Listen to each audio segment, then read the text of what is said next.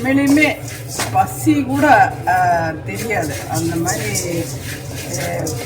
Cinema உலகில் cinema மிதந்தவங்க நிறையா ஏதோ ஒரு போதை வாழ்றதுக்கு வேணுங்கிற மாதிரி ஒரு கட்டம் அப்படியே இருந்திருக்கும் போல இருந்துச்சு. இப்போ நானே நிறைய சினிமாக்கெல்லாம் போயிருக்கேன். 9 மணி வரைக்கும் வேலை செஞ்சுட்டு வந்துட்டு அதுக்கு மேலே நல்லா மொத்தமாக எல்லாம் அக்கம் பக்கத்தில் எல்லாம் சேர்ந்து பக்கத்தில் ஒரு தேட்டரை கொட்டகை இருக்கு, அங்கே போவோம்ல. அதில் என்னென்னவெல்லாம் படம் கூட பாரதிராஜா படம் எக்கச்சக்கமான படம். ஏன்னா அலைகள் ஓய்வில்லை, அப்புறம் மண் வாசனை, முதல் மரியாதை, இது மாதிரி அப்படியே அவ்வளோ ஞாபகம் இருக்கு. இளையராஜா, பாரதிராஜா அவங்கெல்லாம் வந்து நம்மளை வேறு உலகில் வாழ வச்சவங்க.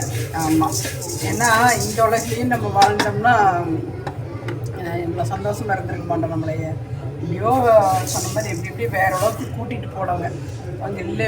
அதாவது டக்குன்னு அவங்க பெரிய ஆளுகள்லாம் போகும்போது கொஞ்சம் வருத்தமாக இருக்குது. பாக்யராஜ், டி ராஜேந்திர இவங்கெல்லாம் பார்த்து எப்படா இவங்களாம் அவங்களே எல்லாம் பண்ணிக்கிறாங்கன்னு நினைப்பேன். அதாவது டைரக்ஷன் பண்ணி இந்த இயக்கம் எல்லாமே அவரே அதில் அன்றைக்கெலாம் வந்து நான் ஃபுல்லாக படிப்பேன், ஒவ்வொரு எழுத்துடாமல் படிப்பேன். இன்றைக்கு மாதிரிலாம் இல்லை, எழுத்துடாமல் படிச்சுட்டு வந்து ஒரு இடம் விடாமல் கதை சொல்லுவோம் கம்பெனியில் வந்து. அது மாதிரி அவ்வளோ ஞாபகம் வச்சுருப்பா. அது ஒரு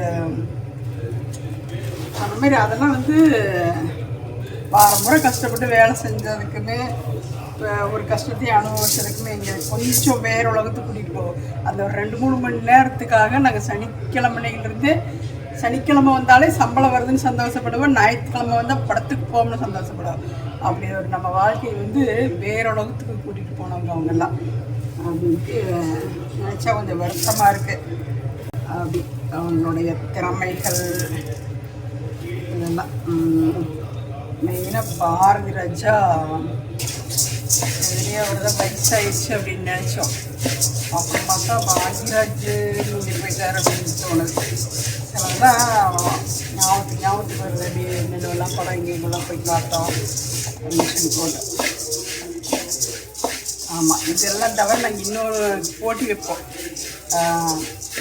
நடிகருங்க, டைரக்டருங்க அவங்க பேரெல்லாம் கண்டுபிடிக்கிறதுக்காக முதல்ல கடைசி எழுத்து சொல்கிறது, அப்புறம் படத்தோட பேர் கண்டுபிடிக்கிறதுக்காக முதல் எழுத்து கடைசி எழுத்து சொல்கிறது, இதெல்லாம் இன்றைக்கெல்லாம் வந்து எங்களுக்கு ஒரு பொழுதுபோக்கு. அந்த வார கடைசியில் படத்தை பார்த்துட்டு வாரம் ஃபுல்லாக இருந்த வேலை கதை சொல்கிறது, அப்புறம் அது மாதிரி படத்து பேருங்களை ஃபஸ்ட் எழுத்து கடைசி எழுத்து சொல்கிறது, நடிகர்கள் பேர் சொல்கிறது, டைரக்டர்கள் பேர் சொல்கிறது, இதெல்லாம் வந்து மறுபடியும் அதில் ஒரு விளையாட்டு கேம் மாதிரி. அப்படிலாம் நம்ம பொழுதுபோக்குக்கு நம்மளை வேறு உலகத்துக்கு கொண்டு போகிறவங்களுக்கு அவங்கெல்லாம் ரொம்ப உதவியாக இருந்தாங்க. நம்ம மிதக்க வச்சாங்க அப்படி தோணுச்சு எனக்கு.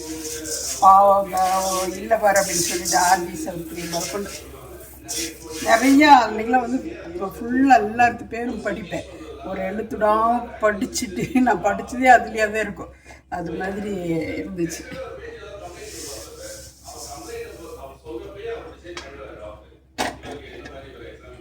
என்னமோ போங்க.